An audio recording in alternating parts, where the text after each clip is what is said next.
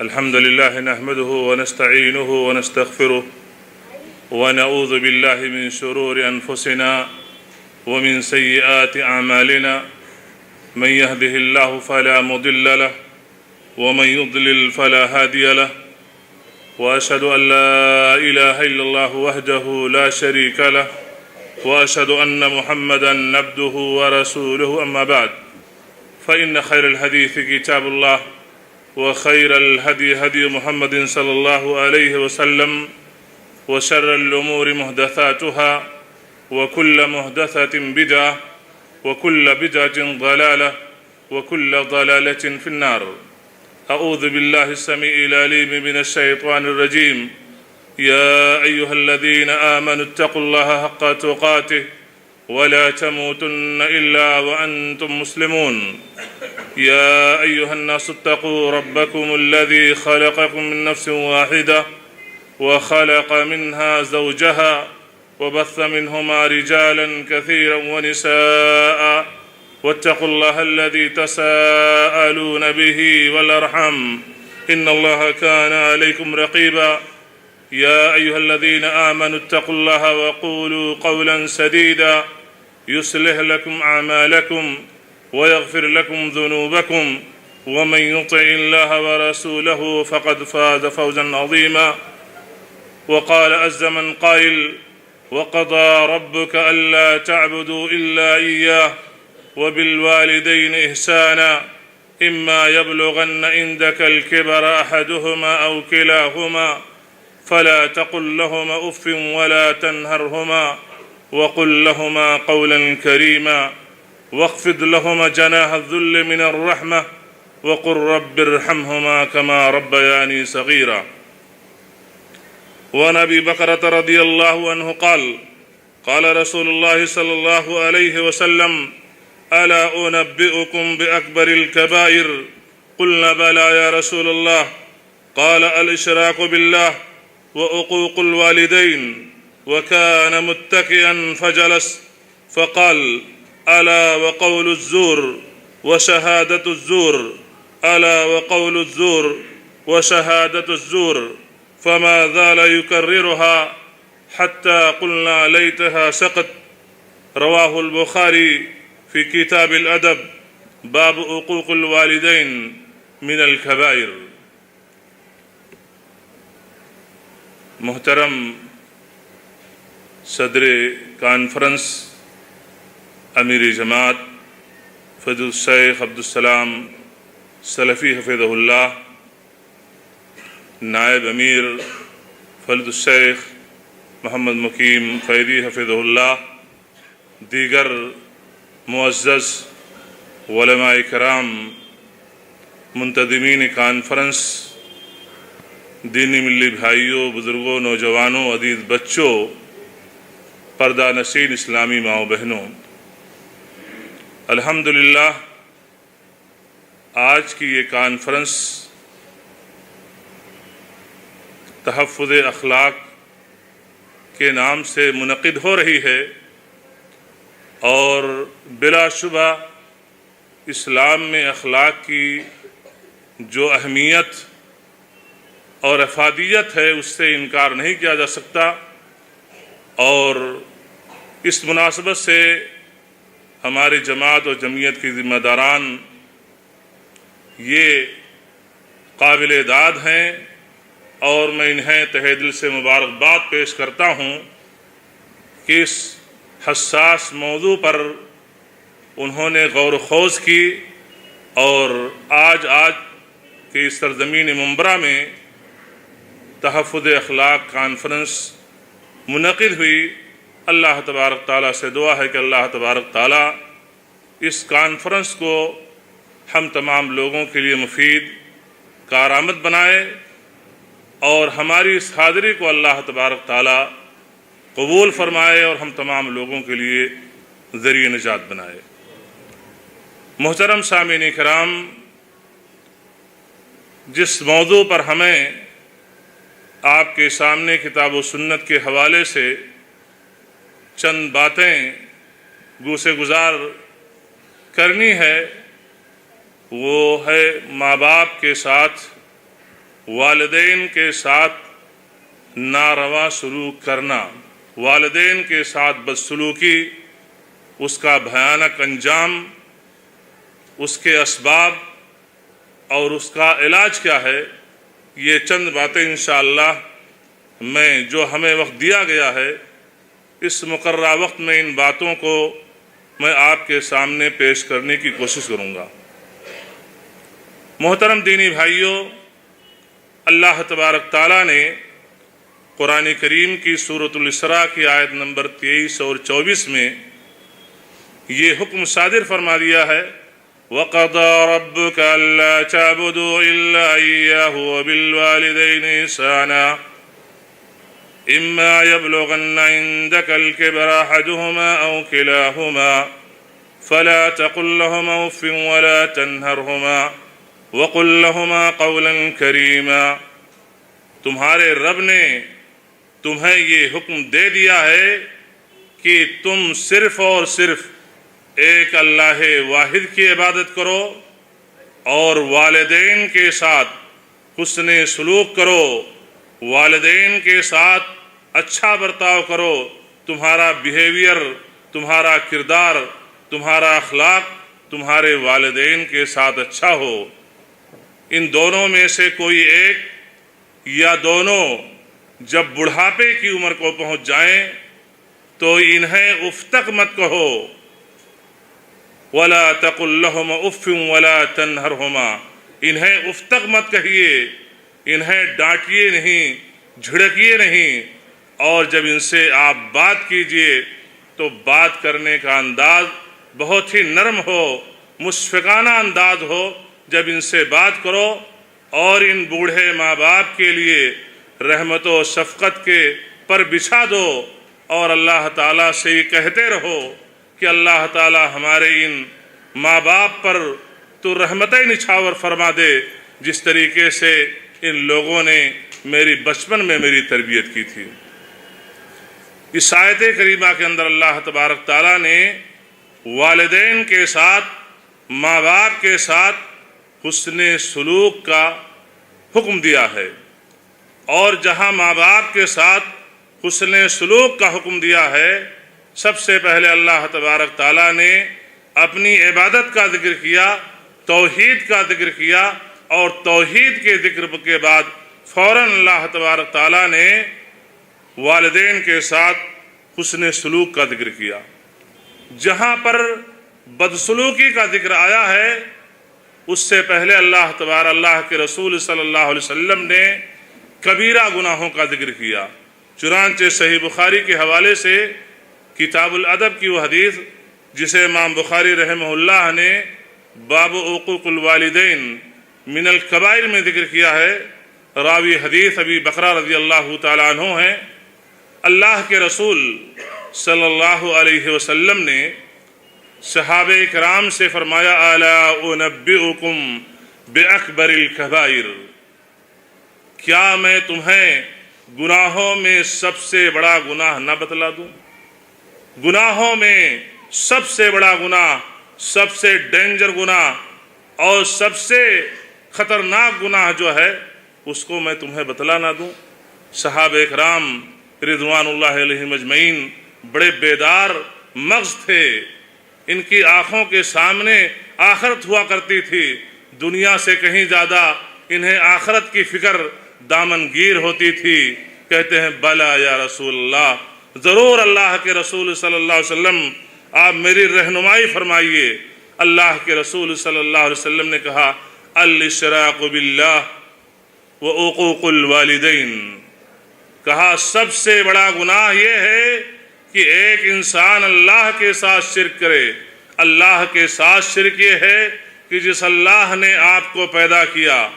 مشکل کشا حاجت روا اللہ کو سمجھو، اللہ کو چھوڑ کر کے مشکلات میں، پریشانی میں، آلام و مصائب میں اپنے ہاتھوں کو اگر آپ نے اللہ کے سامنے اٹھانے کے بجائے کسی غیر کے سامنے اٹھا دیا، اسی کا نام شرک ہے۔ خانہ کعبہ کا طواف جائز ہے، اگر ایک انسان خانہ کعبہ کو چھوڑ کر کسی غیر کی چوکھٹ پہ جا کر کے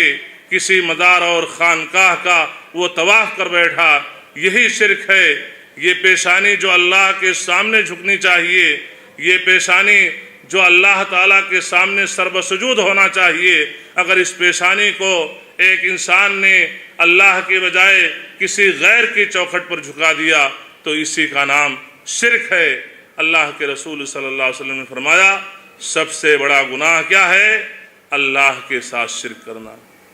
اس کے بعد میں کہا وعقوق الوالدین، اور والدین کے ساتھ بدسلوکی کرنا، والدین کی نافرمانی کرنا، والدین کے ساتھ آپ کا کریکٹر، آپ کا بیہیویئر، آپ کا اخلاق اچھا نہ ہو۔ اللہ کے رسول صلی اللہ علیہ وسلم نے دوسرے نمبر پر ذکر کیا۔ اللہ کے رسول صلی اللہ علیہ وسلم ٹیک لگائے ہوئے تھے، بیٹھ گئے، اور اس کے بعد اللہ کے رسول صلی اللہ علیہ وسلم نے کہا الا وقول الزور وشہادت الزور، ہاں جھوٹی گواہی دینا اور جھوٹ بولنا۔ اس کو اللہ کے رسول صلی اللہ علیہ وسلم اس جملے کو بار بار دہراتے رہے، حتیٰ کہ صحابہ کرام کا بیان ہے، کہتے قلنا لیتہا سکت،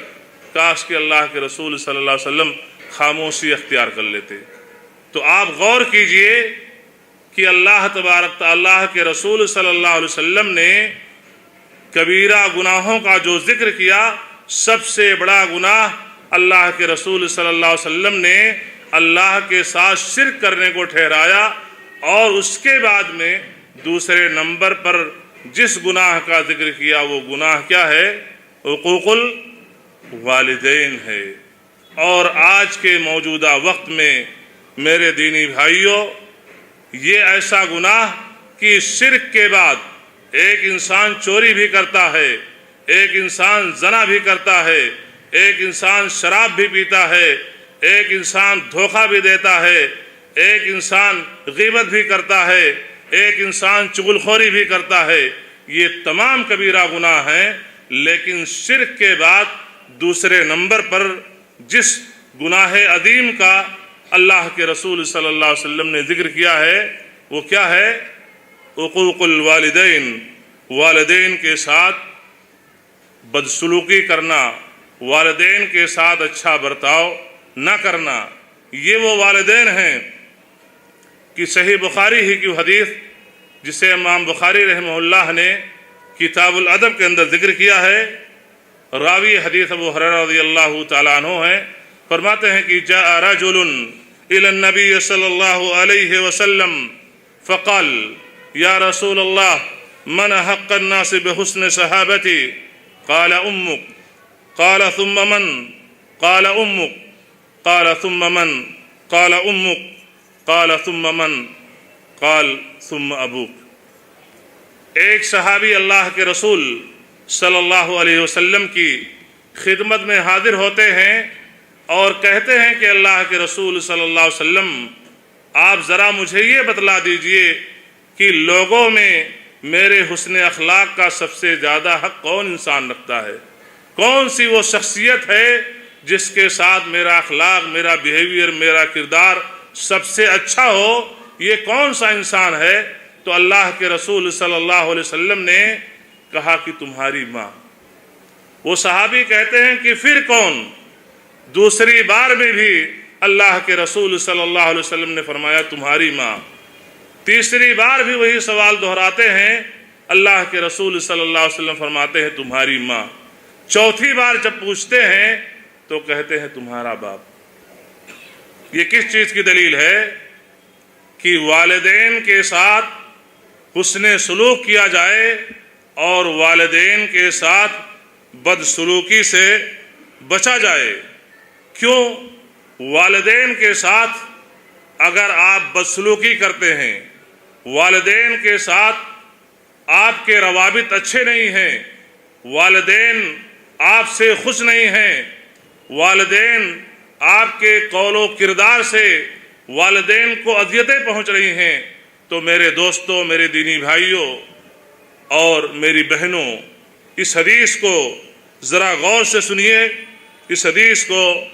امام احمد رحمہ اللہ نے اپنی کتاب مسند احمد کے اندر ذکر کیا ہے۔ راوی حدیث ابن عمر رضی اللہ عنہما ہیں، فرماتے ہیں کہ اللہ کے رسول صلی اللہ علیہ وسلم نے ارشاد فرمایا ثلاث لا يدخلون الجنہ ولا ينظر اللہ الیہم یوم القیامہ العاق لوالدیہ والمرأة المترجلة المتشبہہ بالرجال والدیوث۔ اللہ کے رسول صلی اللہ علیہ وسلم نے ارشاد فرمایا کہ تین ایسے لوگ ہیں لا يدخلون الجنہ، جنت میں ان کا داخلہ نہیں ہو سکتا ہے، اور نہ ہی بروز قیامت اللہ تعالیٰ ان کی طرف نظر رحمت سے دیکھے گا۔ وہ کون لوگ ہیں؟ سب سے پہلا العاق لوالدیہ، وہ انسان جو اپنے ماں باپ کے ساتھ، والدین کے ساتھ بدسلوکی کرنے والا ہو، اور دوسری وہ عورت جو مردوں کی مشابہت کرنے والی ہو، چاہے لباس میں، چاہے بال کی کٹنگ میں، چاہے کسی اور طریقے سے، جیسا کہ آج بہت سی عورتوں کو آپ دیکھیے کہ اللہ تعالیٰ نے اسے عورت بنایا ہے، لیکن اپنے ناز و انداز سے وہ عورت نہیں، وہ مردوں کی فہرست میں داخل ہونا چاہتی ہے۔ تو ایسی عورت بھی وہ ہے کہ اللہ تعالیٰ نظر رحمت سے نہیں دیکھے گا، اور نہ ہی یہ خاتون جنت میں داخل ہوگی۔ اور تیسرا وہ بدنصیب انسان وہ دیوث، دیوث کی تفسیر یہ کی کہ الذی یقر الخبث فی اہلہ، کہ دیوث اس انسان کو کہتے ہیں کہ جو اپنے فیملی میں، اپنے بچوں میں کوئی منکر، کوئی حرام چیز دیکھ رہا ہے کہ اس کے سامنے اس حرام کام کا ارتکاب ہو رہا ہے،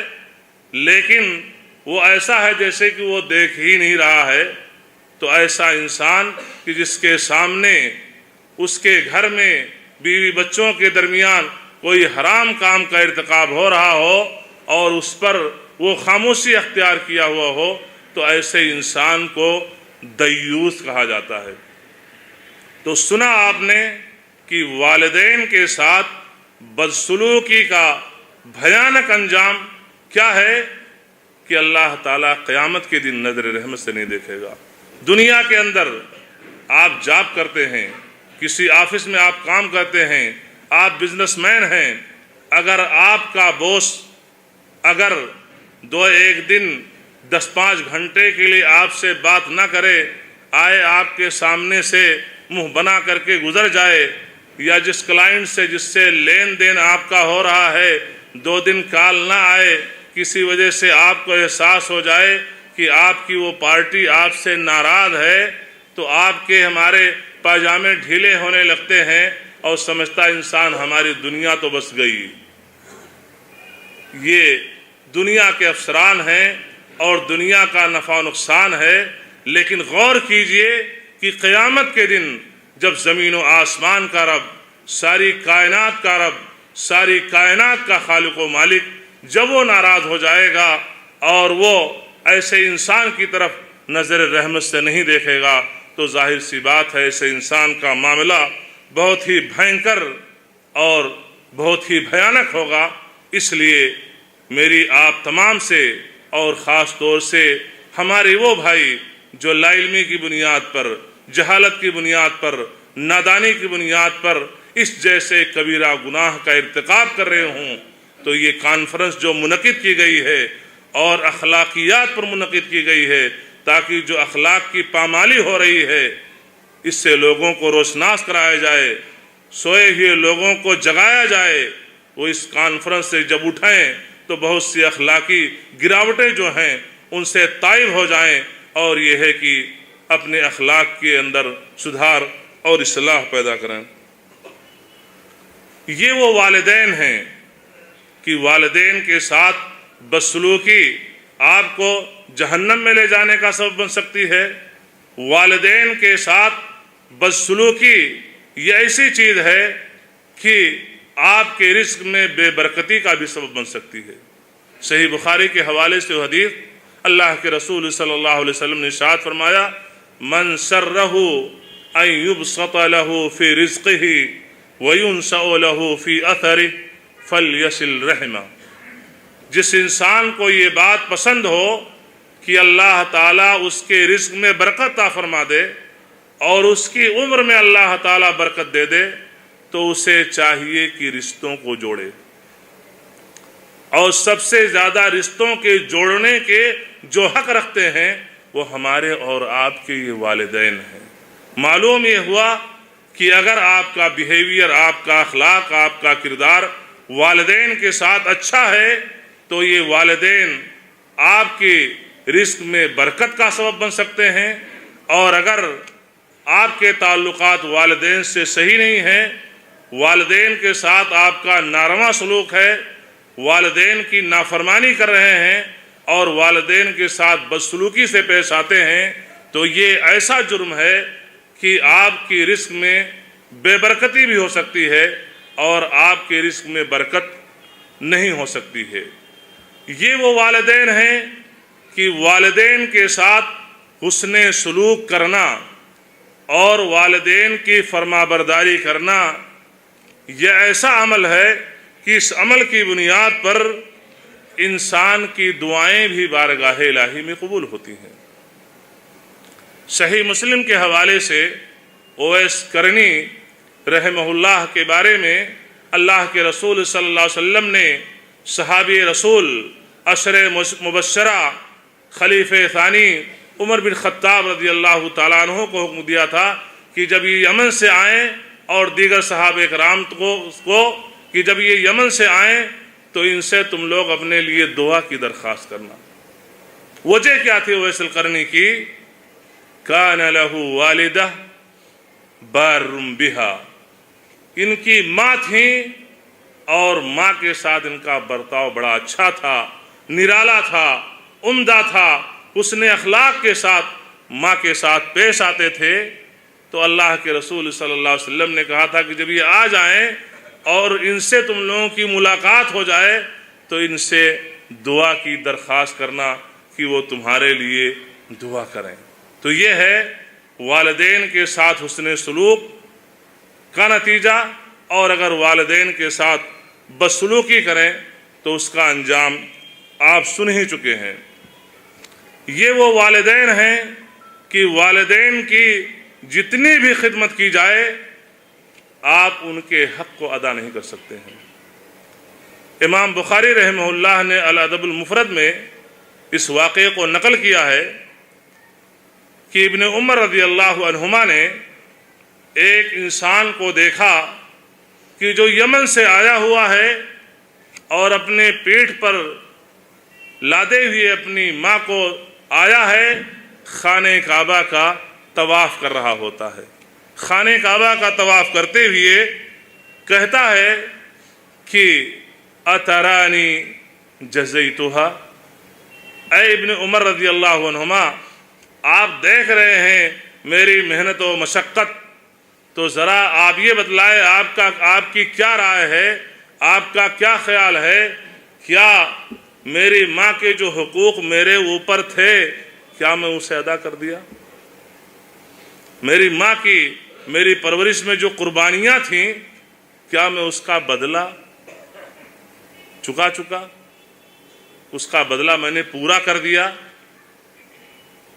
عبداللہ ابن عمر رضی اللہ عنہما کہتے ہیں وَلَا بِزَفْرَةٍ وَاحِدَةٍ، زفرہ کہتے ہیں کہ ایک ماں جب بچے کو جنم دیتی ہے، جب بچہ پیدا ہوتا ہے، زچگی کے وقت میں، ڈلیوری کے وقت میں، جب وہ بچے کو جنم دیتی ہے، بچہ پیدا ہوتا ہے، تو کس کرب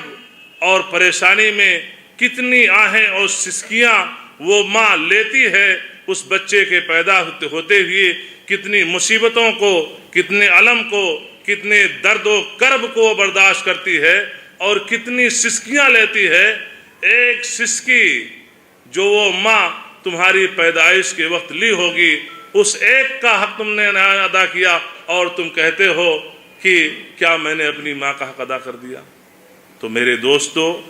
ان تمام واقعات میں ہم تمام لوگوں کے لیے عبرت ہے کہ ہم ماں باپ کے ساتھ حسن سلوک کریں، بدسلوکی سے بچیں۔ یہ وہ والدین ہیں کہ والدین کے ساتھ اگر آپ نے بدسلوکی کی تو نبی کریم صلی اللہ علیہ وسلم کی وہ صحیح حدیث کہ ثلاثۃ لا ترد دعوتهم دعوت المسافر ودعوت الوالد لولده ودعوت المظلوم او كما قاله النبی صلی اللہ علیہ وسلم۔ 3 لوگ ایسے ہیں جن کی دعائیں بارگاہ الہی میں رد نہیں ہوتی ہیں۔ یہ وہ لوگ ہیں اپنے ہاتھوں کو اللہ تعالیٰ کے سامنے اٹھا دیں، اللہ تعالیٰ ان کی دعائیں قبول فرما لیتا ہے۔ ایک وہ انسان ہے جو حالت سفر میں ہو، مسافر ہو۔ دوسرے وہ ماں باپ جو اپنے بچے کے حق میں دعا کریں، اور تیسرا وہ مظلوم انسان جو اپنے ہاتھوں کو اللہ تعالیٰ کے سامنے اٹھا دے۔ آپ کا ہمارا کردار ماں باپ کے ساتھ اچھا ہوگا، ماں باپ خیر کی دعائیں کریں گے، خیر کے دعائیں بھی ہمارے حق میں قبول ہوں گی۔ اور اگر ہم میں سے کوئی ایسا بدنصیب انسان کہ ماں باپ کے ساتھ بدسلوکی کرتا ہے، ناروا سلوک کرتا ہے، اگر وہ اپنے ہاتھوں کو اللہ تعالیٰ کے سامنے خیر نہیں شر کے لیے اٹھا دیں تو ماں باپ کی دعائیں بچوں کے حق میں قبول ہوتی ہیں۔ اس لیے ماں باپ کی بد دعاؤں سے بچیے۔ اور اس سلسلے میں صحیح مسلم کی وہ حدیث جسے امام مسلم رحمہ اللہ نے کتاب البر والصلہ کے اندر ذکر کیا ہے، راوی حدیث ابو ہریرہ رضی اللہ تعالیٰ عنہ ہیں، اور اس حدیث کو ان منبر و محراب سے آپ نے بارہا سنا ہوگا کہ جریج ایک زاہد، ایک عبادت گزار انسان جو ایک کٹی میں تنہا اللہ کی عبادت کیا کرتا تھا، ایک دن جریج کی ماں آتی ہے اور کہتی یا جریج، اے جریج۔ جریج کا معاملہ کیا ہوتا ہے کہ جریج حالت نماز میں ہوتے ہیں، کہتے امی و صلاتی، امی و صلاتی، پروردگار عالم میں میری ماں مجھے آواز دے رہی ہیں اور میں تیرے دربار میں نماز کے لیے کھڑا ہوں۔ ماں چلی جاتی ہیں، دوسری بار بھی آتی ہیں، آواز دیتی ہیں، کہتے امی و صلاتی، میری ماں اور میری نماز۔ نماز چھوڑنا گوارا نہیں کرتے ہیں، اس لیے کہ نماز اللہ کے لیے پڑھ رہے ہیں۔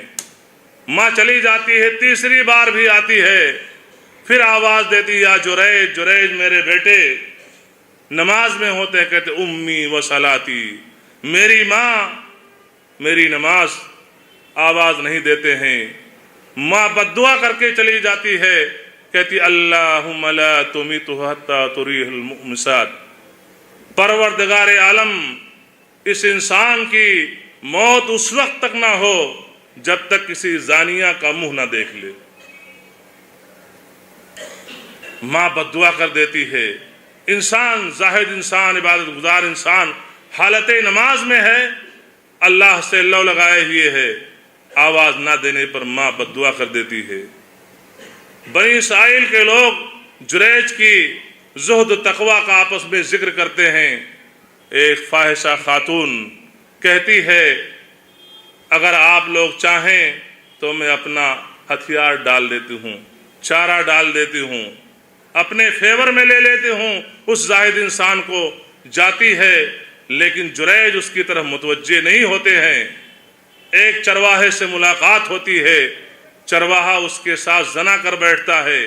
بچہ جب پیدا ہوتا ہے یہ خاتون شور کرتی ہے کہ یہ بچہ جریج کا ہے۔ لوگ سنتے ہیں ارے بھائی یہ کون سا معاملہ ہوا جس کی زہد و تقوی کا چرچا ہم لوگوں میں ہوتا تھا، آج اس نے کون سا جرم کر دیا۔ وہ آتے ہیں، جریج حالت نماز میں ہوتے ہیں، جریج کی کٹی کو توڑ پھوڑ کر کے رکھ دیتے ہیں۔ جریج پوچھتے ماجرا کیا ہے؟ کہا ماجرا پوچھ رہے ہو،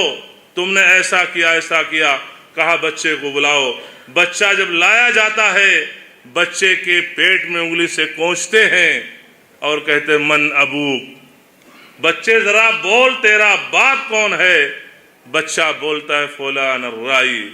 میرا باپ فلاں چرواہا ہے۔ اب وہ لوگ اپنے کیے ہوئے پر نادم ہوتے ہیں، کہتے ہیں اگر کہو تو تمہاری اس کٹی کو سونے چاندی سے ہم بنا دیں، کہتے ہیں ایدوہ کما کان، جیسے ہماری یہ کٹی تھی ویسے ہی اس کو بنا دو۔ اس واقعے میں اس واقعے کے ذکر کرنے کا مقصد یہ ہے کہ میرے دوستو، ماں نے بد دعا کی، وہ انسان غلطی پر نہیں تھے، نفل عبادت کر رہے تھے، نماز پڑھ رہے تھے، لیکن اللہ کو یہ بتلانا مقصود تھا کہ ماں اگر بد دعا کرے تو اس کی بد دعا قبول ہوتی ہے۔ قبول ہوئی، چند منٹ کے لیے، چند لمحوں کے لیے ذلیل و رسوا ہوئے، لیکن چونکہ وہ حق پر تھے، حالت نماز میں تھے، اس لیے اللہ تعالیٰ نے فوراً ان کی عزت کو واپس بھی لوٹا دیا۔ تو آپ اندازہ لگائیے کہ ہمارے وہ بھائی جو ماں باپ پر کتنے ظلم و ستم ڈھاتے ہیں، آخر ان کا انجام کیا ہوگا۔ اور یہ ہے کہ ماں باپ کے ساتھ انسان جو بدسلوکیاں کرتا ہے وہ مختلف شکلوں میں ہوتا ہے۔ کبھی یہ ہے کہ ماں باپ کو ڈانٹتا ہے، کبھی ماں باپ کو جھڑک دیتا ہے، اور کبھی ایسا ہوتا ہے کہ ماں باپ کے اوپر ڈنڈے بھی چلا دیتا ہے، اور کبھی ایسا ہوتا ہے ماں باپ کو گھر سے باہر کر دیتا ہے، اور کبھی ایسا ہوتا ہے کہ والدین ہیں لیکن والدین کا تعارف کرانا پسند نہیں کرتا ہے۔ کچھ مہمان آ گئے تو ایسا جی چرائے گا کہ کسی طریقے سے ماں باپ کو وہاں سے واپس کر دے، یا کچھ ایسی باتیں نہ ہوں کہ کہنا پڑے یہ میرے ماں باپ ہیں۔ تو یہ بھی بدسلوکی کی ایک شکل ہے۔ اسی طریقے سے ماں باپ کے ساتھ بدسلوکی یہ بھی ہے کہ جس مجلس میں آپ ماں باپ کے ساتھ بیٹھے ہوئے ہیں، آپ ان کے سامنے حرام کاری کریں۔ کتنے بچے ہوتے ہیں سگریٹ پینا، تمباکو کھانا، فلمیں دیکھنا، یہ تمام چیزیں کیا ہیں؟ ماں باپ کے ساتھ بدسلوکی ہے۔ حتیٰ کہ کتنے بچے اور بچیاں ایسی ہیں ایجوکیٹڈ ہو گئے، تعلیم یافتہ ہو گئے، ماں باپ کی قربانیوں کو بھول گئے، کسی مجلس میں بیٹھے ہیں، کوئی بات چیت ہوئی، چند سہیلیاں آئی ہوئی ہیں، ماں بھی کچھ بول بیٹھی ہے، چپ بیٹھ، پتہ نہیں پر لگائے رہتی ہے۔ اور ایسے ہی معاملہ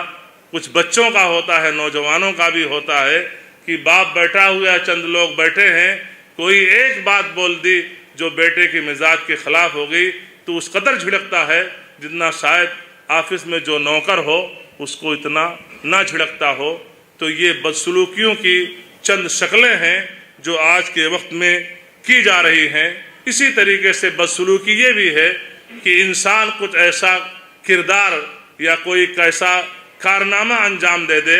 کوئی ایسی غلط چیز کر بیٹھے کہ جس سے ماں باپ کی ناک نیچی ہو جائے، ماں باپ کا سر یہ جھک جائے، تو یہ چیز بھی بدسلوکی کی ہے جس سے ایک انسان کو بچنا چاہیے۔ بدسلوکی کے جو اسباب ہیں ان اسباب میں سے ایک سبب یہ ہے کہ جہالت و نادانی۔ جہالت یعنی ماں باپ کے ساتھ بدسلوکی کرنے کا انجام کیا ہے دنیا کے اندر اور آخرت کے اندر، اس سے نادانی۔ دوسری چیز یہ ہے کہ اچھی تربیت کا نہ ہونا، گھر کے اندر دینی ماحول کا نہ ہونا، یہ بھی ایک سبب ہے ماں باپ کے بدسلوکی کا۔ تیسرا سبب ماں باپ کے ساتھ بدسلوکی کا یہ ہے کہ القدوۃ السیئہ، برا نمونہ۔ آپ باپ کی حیثیت سے ہیں، گھر میں آپ کے ماں باپ ہیں، ننھا منھا بچہ موجود ہے، باپ کے ساتھ اگر آپ کا معاملہ صحیح نہیں ہے، اس کے ساتھ اچھے برتاؤ سے نہیں پیش رہے ہیں، بار بار میں ڈانٹ رہے ہیں، ماں کو جھڑک رہے ہیں، تو ظاہر سی بات ہے یہ ننھے منھے بچے جو ہیں، جو آپ کو دیکھ رہے ہیں، کل جب بڑھاپے کی عمر کو آپ پہنچیں گے اور یہ بچے اور بچیاں جب نوجوان ہوں گے تو اسی روش پر وہ بھی چلیں گے، اس لیے کہ گھر کے اندر ان کو اچھا سیمپل اور اچھا نمونہ نہیں ملا۔ اس لیے یہ بھی ماں باپ کے ساتھ بدسلوکی کے اسباب میں سے ایک سبب یہ بھی ہے۔ اسی طریقے سے ماں باپ کے ساتھ بدسلوکی کے جو اسباب ہیں ان اسباب میں سے ایک سبب یہ ہے التفرقہ بین الاولاد، بچوں کے درمیان لین دین میں عدل و انصاف نہ برتا جائے۔ بڑا بچہ ہے تو اس کو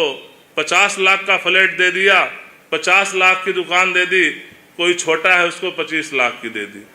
تو یہ چیز کیا ہے؟ یہ بھی ایک سبب ہے والدین کے ساتھ بدسلوکی کا تو یہ چیزیں نہیں ہونی چاہیے۔ اب یہ ہے کہ اس کا علاج کیا ہے۔ والدین کے ساتھ بدسلوکی کا علاج یہ ہے کہ ایک انسان سب سے پہلی فرصت میں اللہ تعالیٰ سے ڈرے، اپنے سامنے جہنم اور جہنم کے دردناک عذاب کو رکھے کہ اگر اسی حالت میں میری موت ہو گئی، ماں باپ کی نافرمانی کی وجہ سے ہم جہنم رسید ہو سکتے ہیں، ہماری رزق میں برکت نہیں ہو سکتی ہے، اور دوسرے یہ ہے کہ کل ہم بھی بڑھاپے کی عمر کو پہنچیں گے، اگر یہ ہمارے والدین ان کے ساتھ ہمارا سلوک اچھا نہیں ہے تو کل ہمارے بچے بھی ہمارے ساتھ بدسلوکی کریں گے۔ دوسرا علاج یہ ہے کہ اس طرح کے کانفرنس، اجتماعات اور جو دروس و محاضرات ہوتے ہیں، معاشرے میں، سماج میں یہ برائی پائی جا رہی ہے تو اس کے خلاف مہم چلائی جائے، کتاب و سنت کے حوالے سے باتیں عرض کی جائیں۔ ممکن ہے کہ اللہ تبارک تعالیٰ ایسے لوگوں کو ہدایت دے دے۔ اسی طریقے سے تیسرا علاج یہ ہے اس کا کہ فردی طور پر بھی اگر کسی انسان کو دیکھا جائے اس طریقے سے بدسلوکی اپنے والدین کے ساتھ کرتا ہے تو یہ ہے کہ اس کو تنبیہ کی جائے۔ چوتھا علاج یہ ہے کہ برے لوگوں کی صحبت سے بچا جائے، کیونکہ ایک انسان برے لوگوں کی صحبت اختیار کرتا ہے تو جیسا اس کا ساتھی ہوگا، جیسا اس کا بیہیویئر اپنے والدین کے ساتھ ہوگا، بدسلوکی کا ظاہر سی بات ہے اس کی صحبت میں رہ کر کے وہ ان چیزوں سے متاثر ہوگا اور اس طریقے سے وہ بھی والدین کا نافرمان ہوگا۔ تو یہ چند باتیں تھیں جو آپ کے گوشے گزار کی گئیں۔ اللہ تبارک تعالیٰ سے دعا ہے کہ اللہ تبارک تعالیٰ ہم تمام لوگوں کو والدین کے ساتھ حسن سلوک کرنے کی توفیق عطا فرمائے، اور والدین کے ساتھ نافرمانی، بدسلوکی جو ایک کبیرہ اور بڑا گناہ ہے، اس بڑے گناہ سے بچنے کی توفیق عطا فرما۔ وصلی اللہ علی نبینا محمد وعلی آلہ وصحبہ وسلم۔ والسلام علیکم ورحمۃ اللہ وبرکاتہ۔